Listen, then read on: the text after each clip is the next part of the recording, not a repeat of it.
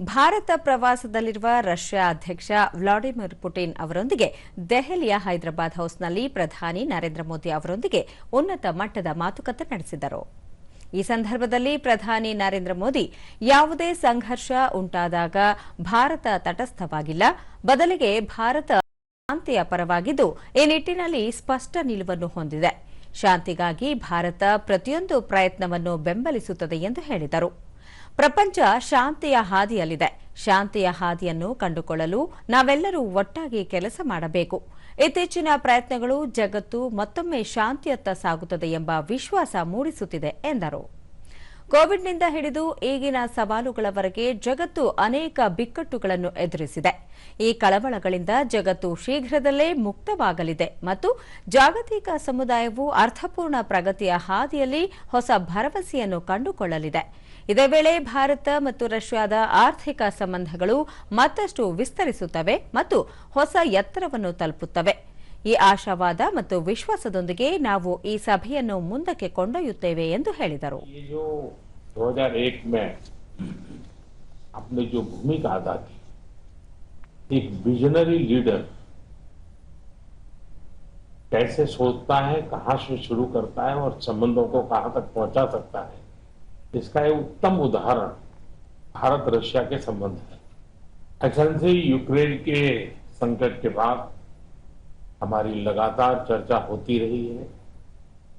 आपने भी समय समय पर एक सच्चे मित्र के रूप में हमें सभी चीजों से अवगत कराया.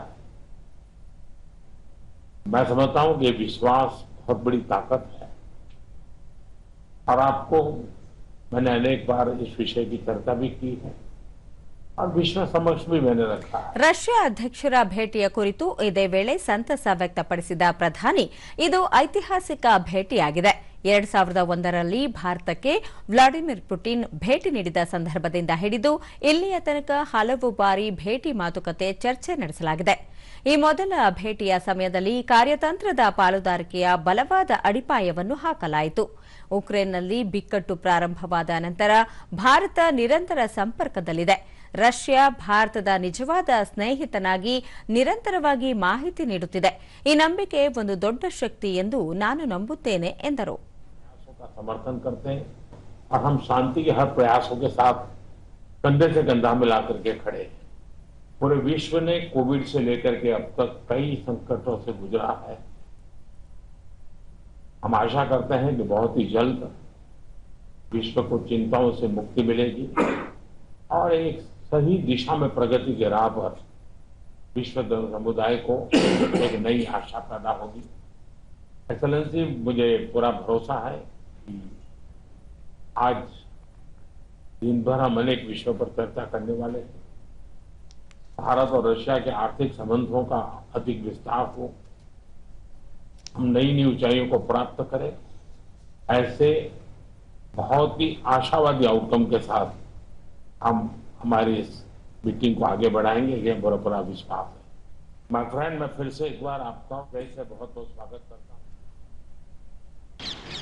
ಇದಕ್ಕೂ ಮೊದಲು ರಷ್ಯಾ ಅಧ್ಯಕ್ಷ ವ್ಲಾಡಿಮಿರ್ ಪುಟಿನ್ ಅವರಿಗೆ ರಾಷ್ಟ್ರಪತಿ ಭವನದಲ್ಲಿ ಇಂದು ಗೌರವ ರಕ್ಷೆ ನೀಡುವ ಮೂಲಕ ಸಾಂಪ್ರದಾಯಿಕ ಸ್ವಾಗತ ನೀಡಲಾಯಿತು. ಈ ಸಂದರ್ಭದಲ್ಲಿ ರಾಷ್ಟ್ರಪತಿ ದ್ರೌಪದಿ ಮುರ್ಮು, ಪ್ರಧಾನಿ ನರೇಂದ್ರ ಮೋದಿ ಸೇರಿದಂತೆ ಇತರ ಗಣ್ಯರು ಉಪಸ್ಥಿತರಿದ್ದರು.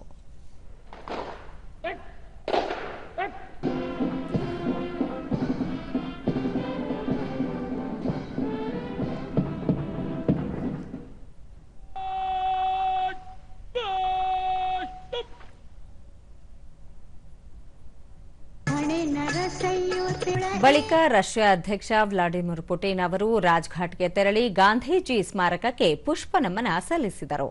ಗಣ್ಯ ಸಂದರ್ಶಕರ ಪುಸ್ತಕದಲ್ಲಿ ಹಸ್ತಾಕ್ಷರ ಮಾಡಿದರು.